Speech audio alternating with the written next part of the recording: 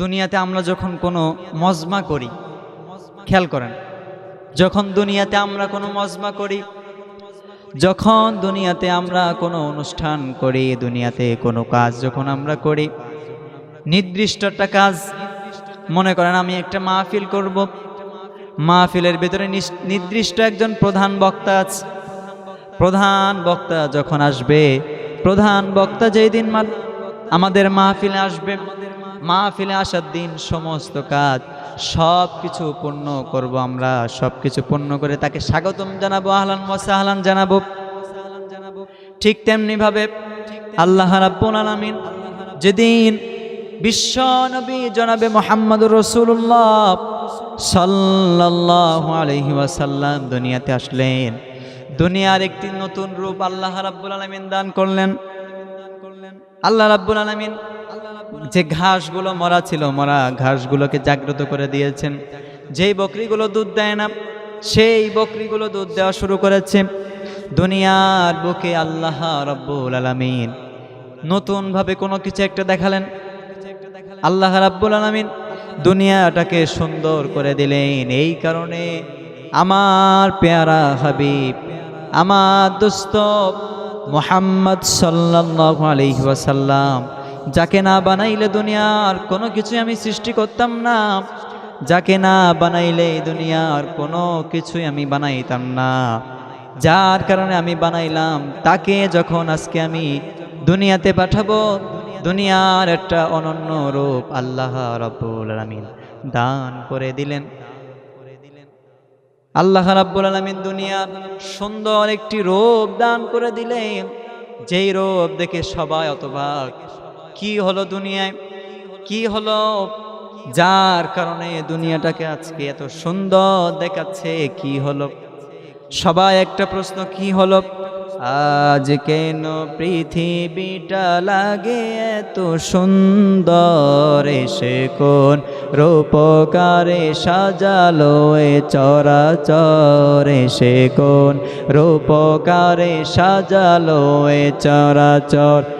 আজ কেন পৃথিবীটা লাগে এত সুন্দর? এসে কোন রূপকারে সাজালো এ চরাচর? চারিদিকে নবরূপে করে ধরা ঝলমল, সেই রূপ দেখে হয় আখিদয় সুশীতল, আখিদয় সুশীতল, আখিদয় সুশীতল। কেটে গেছে কুৎসিত, কেটে গেছে কুৎসিত বিপদের নিরহর। এসে কোন রূপকারে সাজালো এ চরাচর? এসে কোন রূপকারে সাজালো এ চরাচর? আল্লাহ রাব্বুল আলামিন দুনিয়াকে সুন্দর করে দিলেন। আসেন, রাসূল সাল্লাল্লাহু আলাইহি ওয়াসাল্লাম দুনিয়াতে যে আসবেন, রাসূল একটি মহামানব, মহামানবকে যে জন্ম দিবে তিনিও মহামানব। মহামানব যে যেমন তার পিতা মাতা যেমন সন্তান হয় তেমন, পাত্র যেমন জিনিসটা রাখবো আমি, পাত্রটাকেও তেমন বানাইতে হবে। আল্লাহ রাব্বুল আলামিন আব্দুল্লাহর সন্তান বানালেন হযরত মুহাম্মদ সাল্লাল্লাহু আলাইহি ওয়াসাল্লাম। আব্দুল্লাহর পিতা মুত্তালিবের সন্তান আব্দুল্লাহ যখন রাস্তা দিয়ে বের হইতো আরবের ভিতরে, আরবের রমণীরা আব্দুল্লাহর দিকে তাকিয়ে থাকতো, আব্দুল্লাহর দিকে তাকিয়ে তাকিয়ে তারা বিবাহের কথা ভাবতো যে আব্দুল্লাহর সঙ্গে বিবাহ করলে কেমন হয়, আব্দুল্লাহর সঙ্গে বিবাহ করতে পারলে ভালো হয়। একটা কারণ ছিল আব্দুল্লাহর সঙ্গে বিবাহ করতে চাওয়ার। আব্দুল্লাহ যখন রাস্তা দিয়ে হেঁটে যাইতেন, হযরতে আব্দুল্লাহ যখন রাস্তা দিয়ে হেঁটে যাইতেন, তখন হযরতে আব্দুল্লাহর কপালের ভিতরে একটি মণি দেখা যাইত, কপালের ভিতরে নূর ঝলমল করত। এই নূর ঝলমল করার কারণে আব্দুল্লাহকে আরবের রমণীরা বিয়ে করতে চাইতো।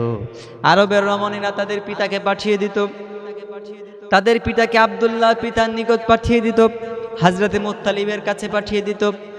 হযরতে মুত্তালিবের কাছে এসে যখন কন্যার পিতারা বলতো, এ আব্দুল মুত্তালিব, আপনার সন্তান আব্দুল্লাহকে আমার মেয়ের সাথে বিয়ে দেন। অনেকগুলো পিতা যখন আব্দুল মুত্তালিবের কাছে আসতো, আব্দুল মুত্তালিবের কাছে এসে তারা বলতো যে আপনার সন্তান আব্দুল্লাহর সাথে আমার মেয়েকে বিয়ে দেন। তখন আব্দুল্লাহর পিতা আব্দুল মুত্তালিব ডাক দিয়ে বলল, আমার সন্তানের ভিতরে এমন কি আছে যার কারণে তোমাদের মেয়েরা আমার সন্তানকে বিবাহ করতে চায়? তখন ডাক দিয়ে বলল, রমণীরা ডাক দিয়ে বলল, আপনার সন্তানের কপালের ভিতরে আমরা একটি নূর দেখতে পাই, এই নূর দেখার কারণে আব্দুল্লাহকে আমরা বিয়ে করতে চাই। এইভাবে করে কিছুদিন যাওয়ার পরে হজরতে আব্দুল্লাহর বিবাহ হয়ে গেল হজরতে আমেনার সাথে। বিবাহ হওয়ার পরে 3 দিন হজরতে আব্দুল্লাহ ঘর থেকে বের হয় নাই। 3 দিন পরে যখন ঘর থেকে বের হয়েছে, বের হওয়ার পরে আরবের রমণীরা রাস্তার মধ্যে দাঁড়িয়ে আছে। রাস্তার মধ্যে দাঁড়িয়ে তারা অপেক্ষা করছে আব্দুল্লাহ কখন আসবে। আব্দুল্লাহ যখন আসেছে, আব্দুল্লাহ আসার পরে তারা রাস্তা দিয়ে দেখে চলে যায়, আর কোনো কথা বলে না। তখন আব্দুল্লাহ জিজ্ঞাসা করতেছে যে কি হইলো আজকে তোমাদের? আগে তো দেখলেই সরে আসতে, এখন কি সমস্যা? এখন তো স্টেশনে এখন চলে যাচ্ছ কেন? কারণ কি? তখন আরবের রমণীরা ডাক দিয়ে বলল, আব্দুল্লাহ, তোমার কপালের ভিতরে, তোমার বিবাহের আগে তোমার কপালের ভিতরে আমরা একটি নূর দেখতে পাইতাম, কিন্তু তুমি বিবাহ করার পরে যখন ঘর থেকে বের হয়েছ, তখন তোমার কপালের ভিতরে ওই নূর আমরা আর দেখি না। এই নূর যখন দেখি না, তখন তোমার প্রতি আমাদের যে ইচ্ছাটা ছিল তোমাদের সাথে বিবাহ করব, এই ইচ্ছাটা এখন আর নাই। এই ইচ্ছাটা না থাকার কারণে আমরা তোমার থেকে পৃথক হয়ে যাচ্ছি, আমরা তোমার থেকে চলে যাচ্ছি। এইটা ছাড়া আর কোনো কারণ নাই, আমরা এই জন্য চলে যাচ্ছি।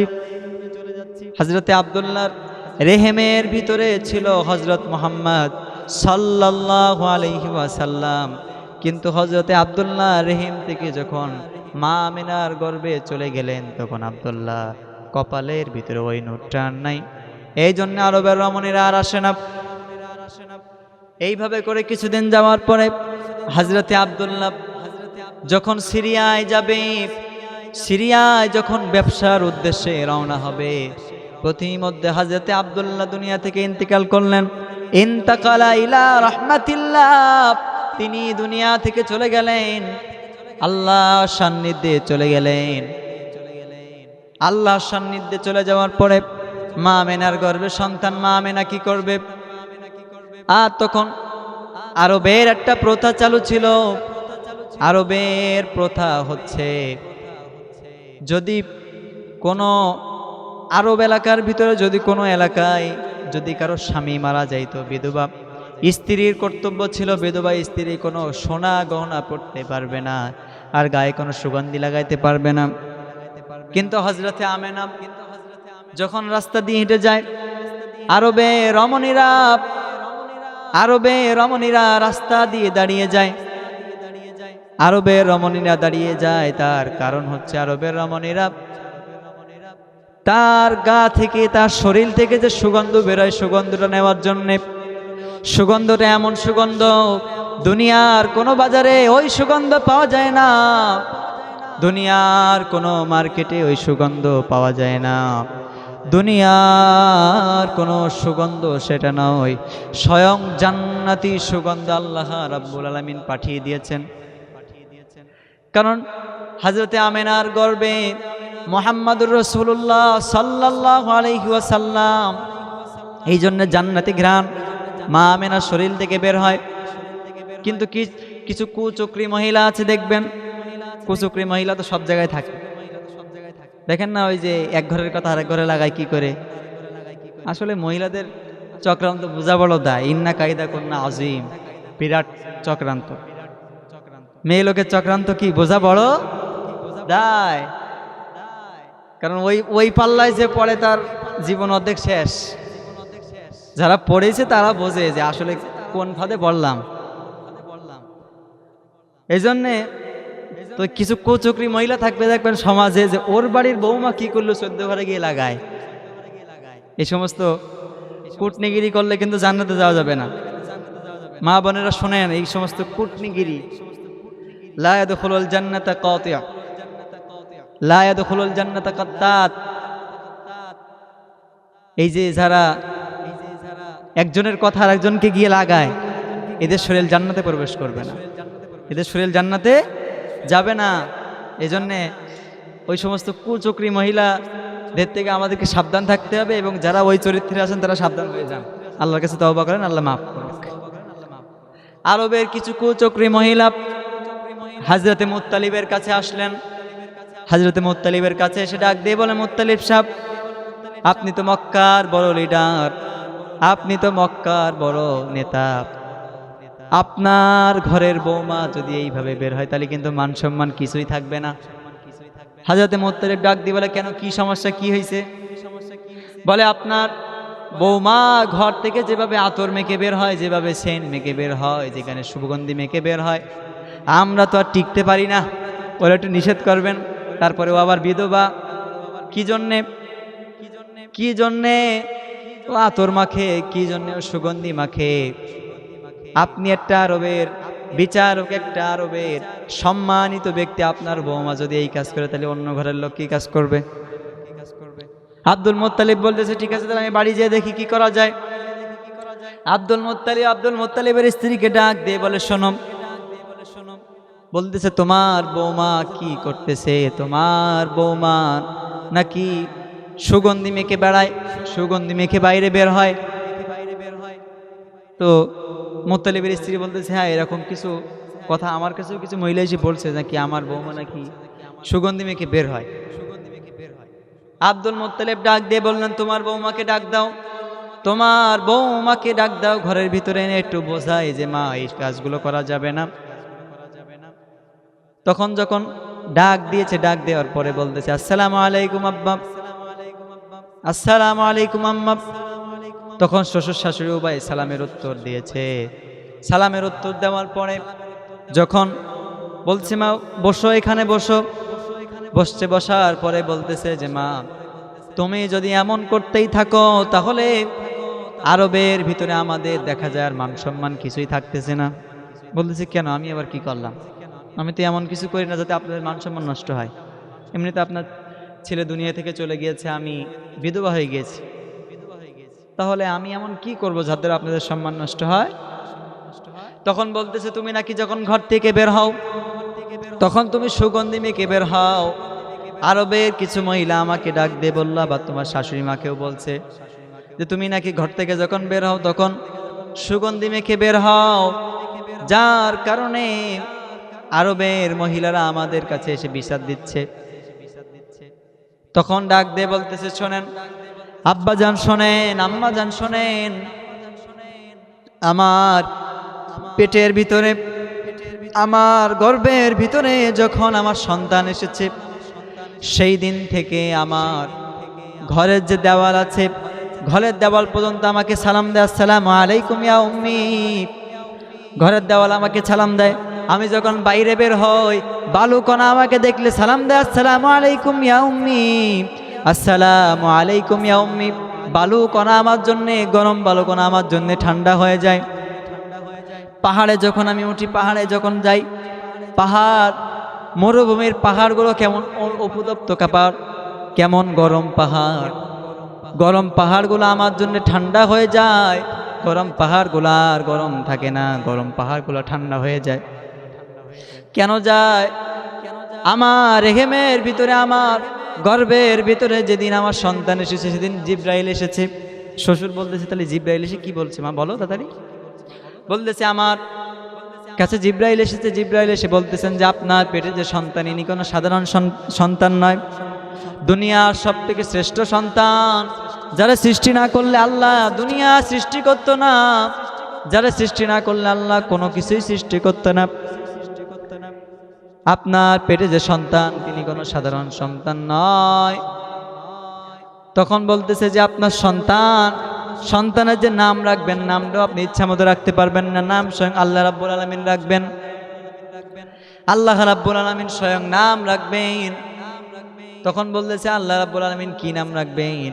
তখন বলতেছে, এর নাম হবে মুহাম্মদ সাল্লাল্লাহু আলাইহি ওয়াসাল্লাম, এর নাম হবে মুহাম্মদ সাল্লাল্লাহু আলাইহি ওয়াসাল্লাম। তো যখন এই কথাগুলো শুনেছে তখন মুত্তালিব বলতেছে যে তাহলে কি করা যায়।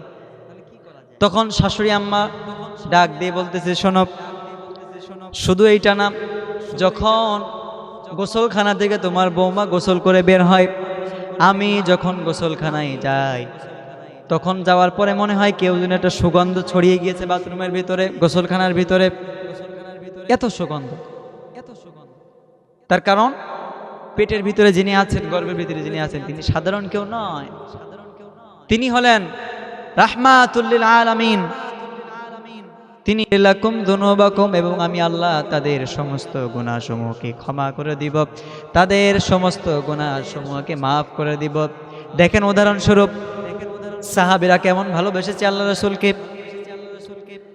এক ইহুদি আল্লাহ নবী দরবারে এসে বলতেছে, আল্লাহ নবীর কাছে এসে বলতেছে, মুহাম্মদ, তোমার একজন সাহাবী আমাকে বিনা কারণে মেরেছে, বিনা কারণে আমাকে চড় মেরেছে, যেটা আমি সহ্য করতে পারি নাই, এই জন্য তোমার কাছে বিচার দিলাম। তোমার সাহাবী আমাকে মারস, বিনা কারণে মারস, কোনো কারণ টারণ নাই। তখন বলতেছে তার নাম কি? তো উনি এমন একজনের নাম বললেন, রাসূল সাল্লাল্লাহু আলাইহি ওয়াসাল্লাম বিশ্বাস করতেছেন না যে ইনি, মানে এই সাহাবী এই কাজ করবে, অসম্ভব। তো রাসূল সাল্লাল্লাহু আলাইহি ওয়াসাল্লাম জিজ্ঞাসা করলেন যে তুমি নাম বলো, সে সাহাবীর নাম। ইহুদি ডাক দিয়ে বলে, সেই সাহাবীর নাম হচ্ছে আবু বকর। রাসূল সাল্লাল্লাহু আলাইহি ওয়াসাল্লাম আশ্চর্য হয়ে গেলেন যে আবু বকর তোমাকে বিনা কারণে মারস, অসম্ভব, এটা হয় না তো। আবু বকর তোমার বিনা কারণে মারবে কি জন্য? আবু বকরকে ডাক দেয়া হলো। আবু বকর রাসূল সাল্লাল্লাহু আলাইহি ওয়াসাল্লামের কাছে আসছে। রাসূল সাল্লাল্লাহু আলাইহি ওয়াসাল্লামের কাছে এসে রাসূল সাল্লাল্লাহু আলাইহি ওয়াসাল্লাম বললেন যে আবু বকর তুমি নাকি আর বিনা কারণে মারস। আবু বকর রাদিয়াল্লাহু আনহু ডাক দিয়ে বললেন, ইয়া রাসূলুল্লাহ, ইয়া হাবিবাল্লাহ, বিনা কারণে আমি ওই ইহুদিকে মারি নাই। ইহুদি প্রথমে মুসলমানদেরকে নিয়ে গালি দিচ্ছিল, আমি ইহুদিরা কিছু বলি নাই। ইহুদি আমারে তুলে গালি দিয়েছে, আমি কিছু বলি নাই। ইহুদি আমার মা বাপ তুলে গালি দিয়েছে, আমি কিছু বলি নাই। কিন্তু যখনই আপনার নাম ধরে গালি দিয়েছে, যখনই মুহাম্মদ সাল্লাল্লাহু আলাইহি সাল্লামের বিরুদ্ধে গালি দিয়েছে, যখনই আমার আল্লাহর বিরুদ্ধে গালি দিয়েছে, আমি আবু বকর সহ্য করতে পারি না, আমি তার উপরে আমি হাত চালাইতে বাধ্য হয়েছি, তার উপরে আমি হাত চালিয়েছি। এখন আপনি যে বিচার করবেন, দেখেন সাহাবীরা কি ভালোবেসেছেন রাসূল সাল্লাল্লাহু আলাইহি ওয়াসাল্লামকে। আর আমাদের যে অবস্থা আমরা দেখি, রাসূল সাল্লাল্লাহু আলাইহি ওয়াসাল্লামের বিরুদ্ধে কথা হয়, আল্লাহর কোরআনের বিরুদ্ধে কথা হয়, আল্লাহর বিরুদ্ধে কথা হয়, রাসূল সাল্লাল্লাহু আলাইহি ওয়াসাল্লামের শানে বেয়াদবি করে, সেই বেয়াদবদের বিচার করার মতো কেউ নাই, সেই বেয়াদবদের বিরুদ্ধে কেউ দাঁড়ায় না। কিন্তু যখন রবিউল আউয়াল মাস আসে, তখন এই রবিউল আউয়াল মাস আসলে আমরা দেখতে পাই কিছু কিছু মুসলমান নামধারী আছে মুনাফিক, তারা ঠিকই জিলাপি আর খিচুড়ি খাওয়ার জন্য মসজিদে সিরিয়াল ধরে। তো এই নামধারী মুসলমান আসলে এরা মুসলমান না। এই নামধারী, এইটা নিয়ে কিন্তু রাসূল সাল্লাল্লাহু আলাইহি ওয়াসাল্লামের সামনে আমরা দাঁড়াইতে পারবো না। এই মাস থেকে আমাদের শিক্ষা হচ্ছে রাসূল সাল্লাল্লাহু আলাইহি ওয়াসাল্লামের শান যেন আমরা পরিপূর্ণ পালন করতে পারি, রাসূল সাল্লাল্লাহু আলাইহি ওয়াসাল্লামের শান যেন আমরা পরিপূর্ণভাবে পালন করতে পারি। আল্লাহ রাব্বুল আলামিন আমাদেরকে রাসূল সাল্লাল্লাহু আলাইহি ওয়াসাল্লামের শান বুঝে, রাসূল সাল্লাল্লাহু আলাইহি ওয়াসাল্লামের মর্যাদা বুঝে আমল করার তৌফিক রব্বুল কারীম আমাদেরকে এনায়েত করুন। এবং যে কথাগুলো বললাম, সর্বপ্রথম আমাকে এবং আমাদের উভয় সকলকে আল্লাহ রাব্বুল আলামিন জীবনে আমল করার তৌফিক এনায়েত করেন। আমরা সকলে পড়ে আমিন। ওয়া আখির দাওয়ানা আলহামদুলিল্লাহি রাব্বিল আলামিন।